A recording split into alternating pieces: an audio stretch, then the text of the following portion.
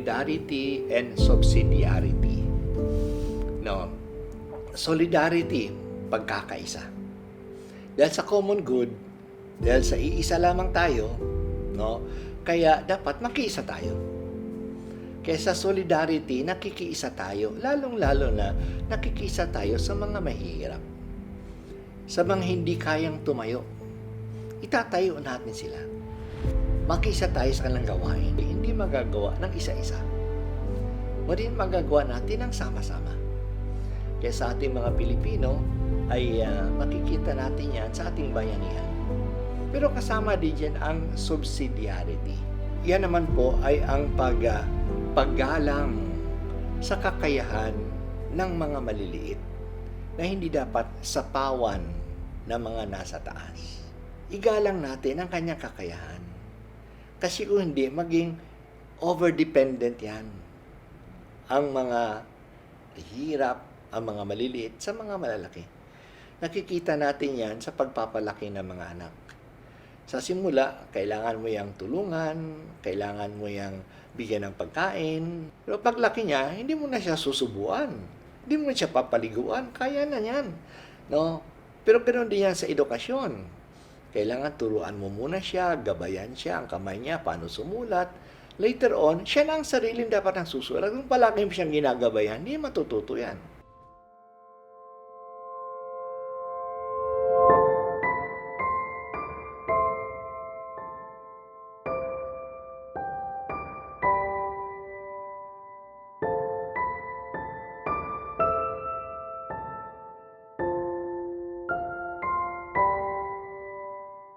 Doon sa lupang pinanggalingan namin, yung isla na yon.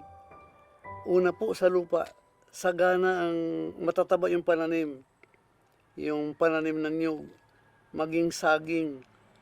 Basta lahat po ng tinatanim namin nabubuhay doon. Yung kamuting bagin po, ma'am, hindi na kailangang maghukay ka ng bulok. Lumalabas na lang po siya sa kapal ng buhangin. Tapos yung mga papaya naman po, ang mga bunga ay parang mga galunan. Tinutukuhan po namin yan siya para hindi matumba. Yan ang mister ko ay namamana ng isda. Pag ahon po niyan sa dagat, halos isang dipan na po na isda ang dala niyan. May dala po akong basket, mamimitas na lang po ako ng kamatis at magkuha ng dahon ng malunggay para makaluto ng aming almusal. Kaya po kaming lahat doon na nakatira, tinuring po namin ang Bugsok Island na Paradise Island sa aming lahat. Masaya ang mga alaala ni Tatay Mel at Nanay Basyon kapag pinag-uusapan ang buhay nila noon sa isla ng Bugsok.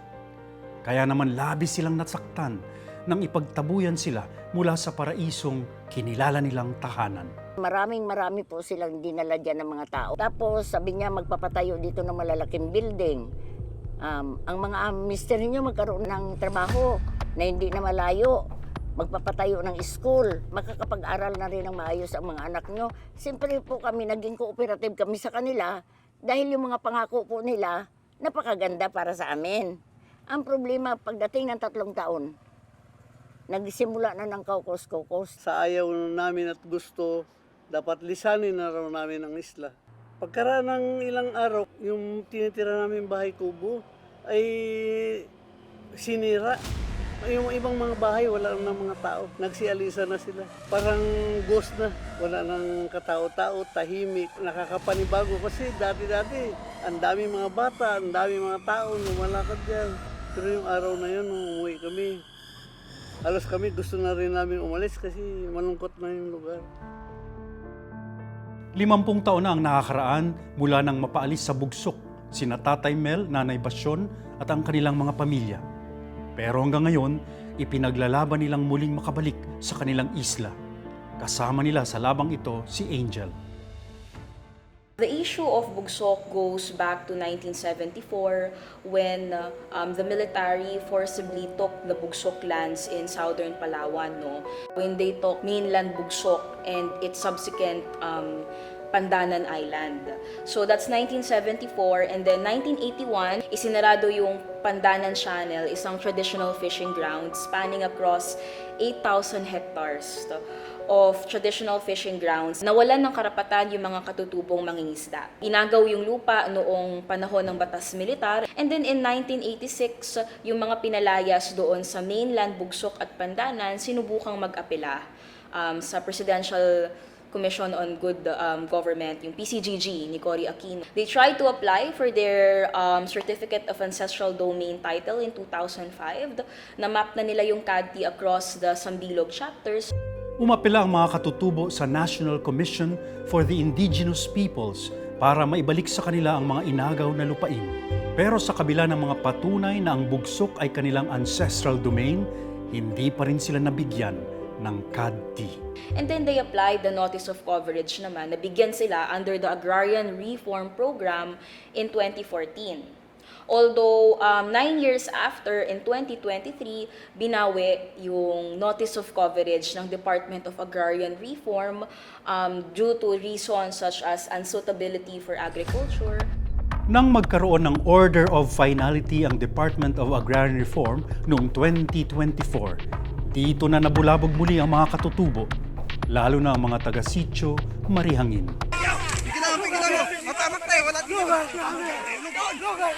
Sila ay pinapalayas na para sa isang ecotourism. Pero yung panggigipit kasi sa kanila, sa Sitio Marihangin, itong mga taong to ay ayaw talaga nilang umalis.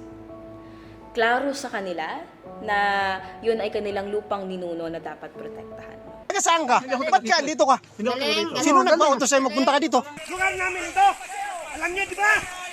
Lugar namin ito! Isilang! Sunod-sunod po talaga yung gulo nung taong 2024. Parang akala namin wala na pong pag-asa itong isla. Hanggat pa nung pagka 2025 na April 4, doon po kami talagang mas nagulantang kasi pinasok po kami ng 18 na Blue Guard. Alas 3 po yun ng madaling araw. Talagang nandiyon na po sila sa may simbahan at libingan po. Tinapak-tapakan po nila yung libingan ng mga ninuno namin. Sana sa mga susunod na henerasyon o mga salindahin natin ay hindi na ito mamanahin. Pinapakalat ng Sambilog yung issue hanggang umabot sa hindi lamang sa mga tenga, pero sa mga puso at isipan ng mga decision makers. Na-involve po ako sa kwento ng Sambilog Balik Bugsok Movement dahil yon sa labis na epekto at pagtama sa akin ng Jesuitang edukasyon.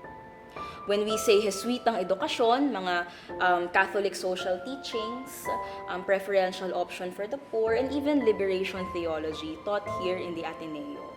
Na nanggagaling ako sa malalim na paniniwala at pagkapit sa turo ng simbahan na ang mukha ni Kristo ay nasa mukha ng mga maralita at ng mga inaate.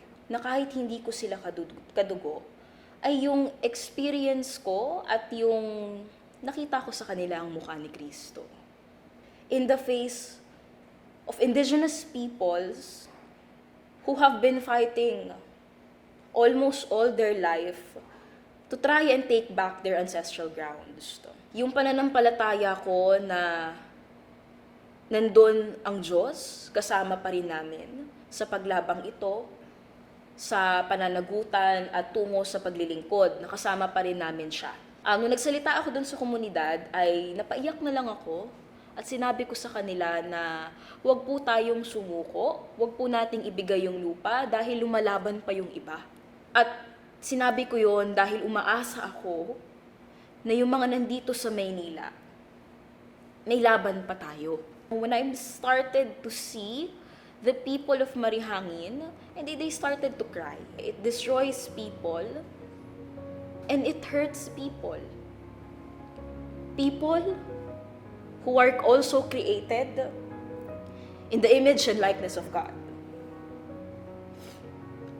Imago Dei.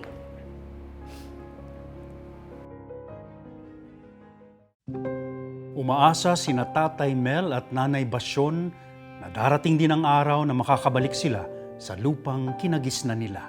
At doon ko rin nakita ang Bugsok. Hindi rin po ako nakalapit kasi nasa bangka lang kami. May mga gwardiya daw yun. Malungkot talaga ako. Parang tutulo na talaga ang luha mo. Pinipigil ko lang.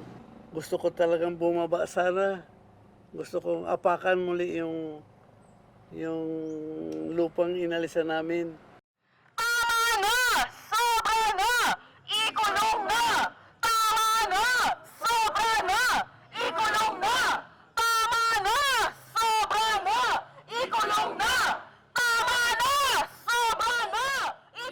All throughout the campaign, there were really moments. Yung mga pinaka nakaugnay at pinaka nakita ko ang Diyos at naramdaman siya ay actually hindi sa simbahan at hindi sa retreat, pero nung mga pinaka mahirap na moments ng kampanya. Ang mahalaga may ginagawa. At yung approach na tuloy lang tayo, patuloy lang, doon ko mas nakakonekta sa aking pananampalataya at lumalim yung connection ko sa Sambilog Balik Bugsok Movement at lalong-lalo na sa mga tao doon.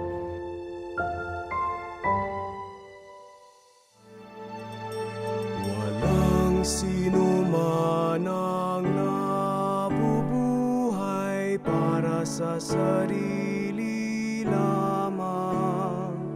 Walang sino man ang namamatay para sa sarili lamang. Tayong lahat ay may pananampalataya. Kayo mga mahirap, kailangan tulungan para makaahon, pero dadating ang panahon na makakatayo sila sa kanilang sarili. Kaya mga desisyon ng mga maliliit na grupo, dapat igalang din ng mga malalaking grupo na mga nasa taas. Kasi pwede rin natin abusuhin ang solidarity. In the name of solidarity, tayo na lang ang tagabigay. Hindi natin sila tinulungan na makatayo sa sarili. Kaya kailangan ng subsidiarity. No? Igalang natin ang kanilang kakayahan. Na ang nagdidesisyon ay ang nasa taas. Sila ang nagdidesisyon anong klaseng bahay na ibibigay sa kanila. Dapat yung mga titira sa bahay na may say din sila. No? Anong klaseng bahay na kailangan nila? Anong tulong ang kailangan nila? Yung pangarap ko po talaga sa mga anak ko, yung siyempre mabigyan ko sila ng magandang buhay at maging normal nga po talaga yung ano nila. Yung ayaw ko po yung nagiging violente sila. Gusto ko po silang lumaki na normal.